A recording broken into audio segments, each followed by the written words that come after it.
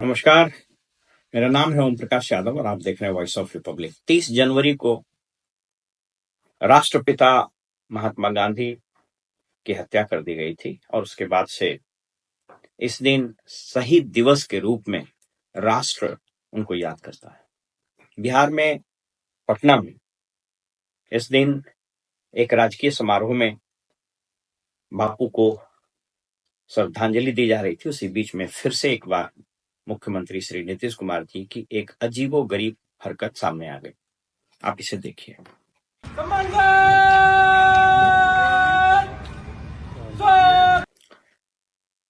इस वीडियो के अलावा कुछ और वीडियो की क्लिपिंग्स हम आपको दिखाते हैं।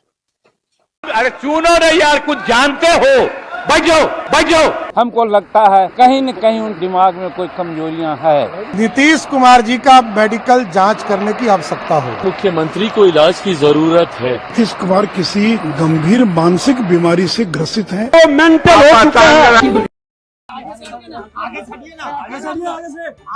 सर पार्लियामेंट का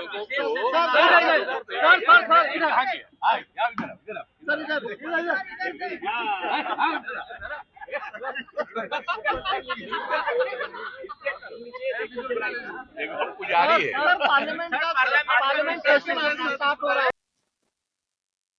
इन वीडियो की क्लिपिंग्स देखने के बाद हर व्यक्ति के जहन में यह प्रश्न उठना शुरू हो गया है कि कदाचित मुख्यमंत्री जी की मानसिक और शारीरिक स्वास्थ्य ठीक नहीं है और यह अत्यंत चिंता का विषय है।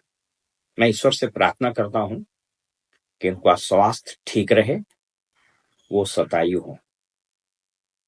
लेकिन एक बड़ा गंभीर प्रश्न उठा है और मैं आज आपको संवैधानिक दृष्टिकोण से उसको बताने का प्रयास करता हूं।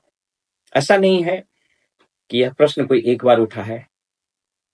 इन्हीं के गठबंधन के, सॉरी दल के नहीं, माफ कीजिएगा, इनके गठबंधन के कई नेता ने पहले भी सवाल उठाए हैं जब वो विपक्ष में थे और अलग अलग मंचों पर इन पर प्रश्न उठते आ रहे हैं। बिहार में जो सरकारी सेवक नौकरी करते हैं उनके लिए एक नियम है, उसका नाम है बिहार सर्विस कोड।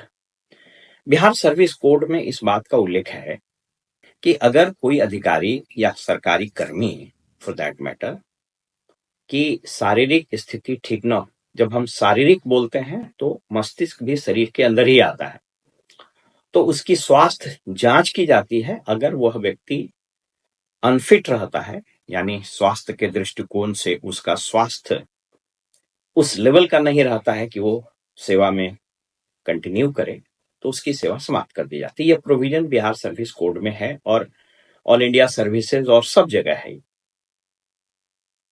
इस राज्य में एक बड़े यशस्वी, ओजस्वी और तेजस्वी आईएएस अधिकारी हैं, श्री चंचल कुमार। वो मुख्यमंत्री के प्रधान सचिव थे।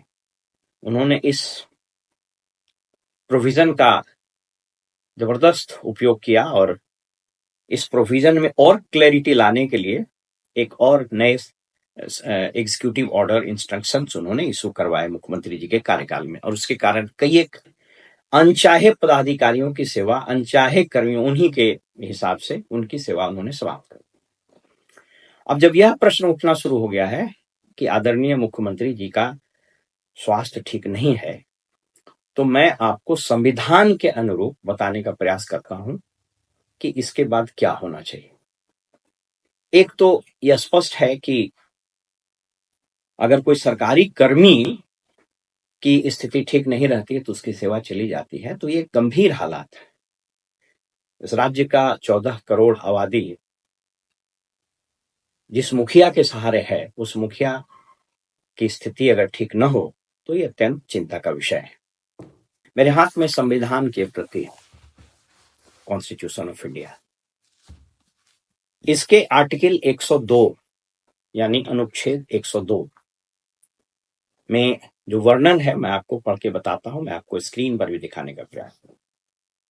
Disqualification for membership, article 102 clause B, it says that if he is of unsound mind and stands so declared by a competent court, he shall be disqualified.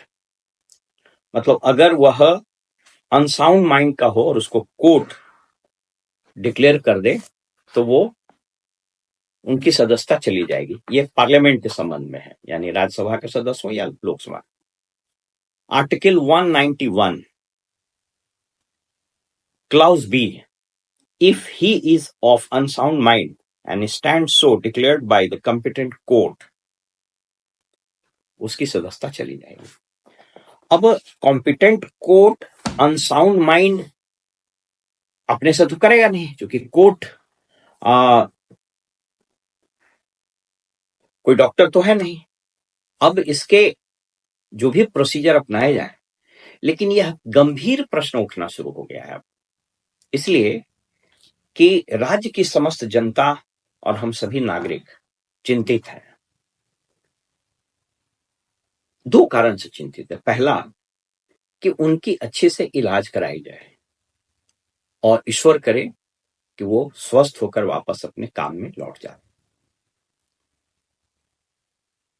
पूरे राज्य को यह जानने का वैधानिक, संवैधानिक और प्रजातांत्रिक अधिकार है कि उस राज्य का मुख्यमंत्री का स्वास्थ्य कैसा है। आप कुछ वीडियोस में देखिएगा कि मुख्यमंत्री जी जो बोलना चाहते हैं उनको बोलने नहीं दिया जाता है। अभी वो प्रगति यात्रा पर है।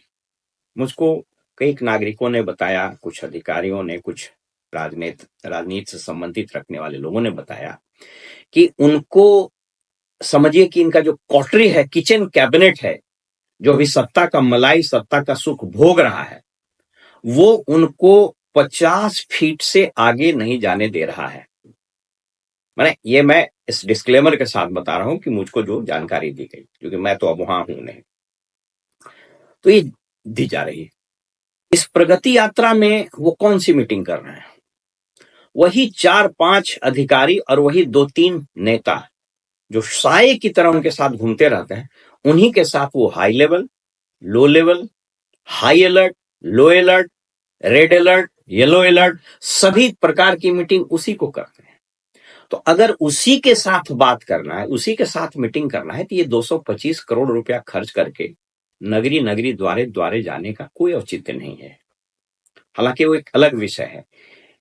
मैं अपनी बात सिर्फ यहीं तक केंद्रित रखता हूं कि यह मांग उठनी चाहिए कि आदरणीय मुख्यमंत्री जी की स्वास्थ्य की अच्छे से जांच हो, और यह जानने का भी हर नागरिक को अधिकार है कि अभी उनकी स्थिति कैसी है। और अगर स्थिति ठीक नहीं, अगर इफ सो, तो मुझको लगता है कि संविधान का यह अनुच्छेद प्रयोग में लाया जा सकता है, क्योंकि 14 करोड़ आबादी को ऐसे डोलड्रम में, ऐसे हालात में, ऐसे अनिश्चितता में छोड़ा जाना ये प्रजातंत्र के लिए शुभ संकेत नहीं है। कहीं ऐसा तो नहीं है कि जो लोग उनके आसपास घूम रहे हैं साय की तरह, या कोई और तत्व जो जानबूझ करके इनको इलाज कराने नहीं दे रहा है?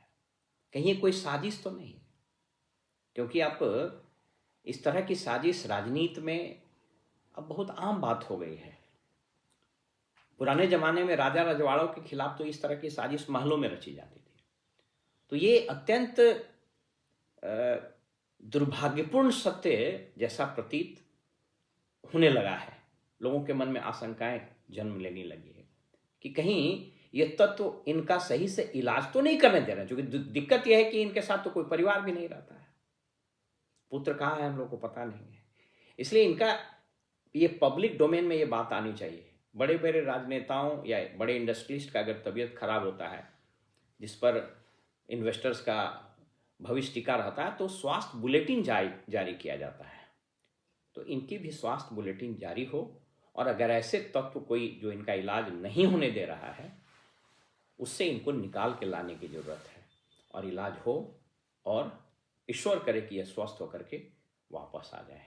फिलहाल में इजाजत दीजिए और आप देखते रहिए वॉइस ऑफ रिपब्लिक। नमस्कार।